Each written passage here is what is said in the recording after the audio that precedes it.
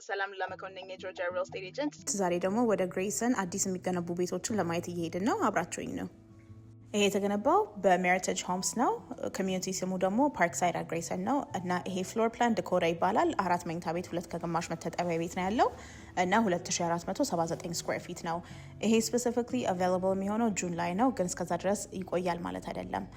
ፕራይሱ 420 ሺህ ነው ከረንትሊ እና በነሱ ለንደሮች የምንሄድ ከሆነ 4.99% ለ30 ዓመት ኢንትረስት ሬት ሎክን መደረግ ይችላል አሁን እና ኦልሶ አፕ ቱ 10 ሺህ ወደ ክሎዚንግ ኮስት ኦፈር ያደርጋሉ። እና እንደዚህ አይነት ቤቶች የምትፈልጉ ወደ ግሬሰን አካባቢ ካላችሁ ደውሉልኝ። 478 414 6165 ነው ስልክ ቁጥሬ።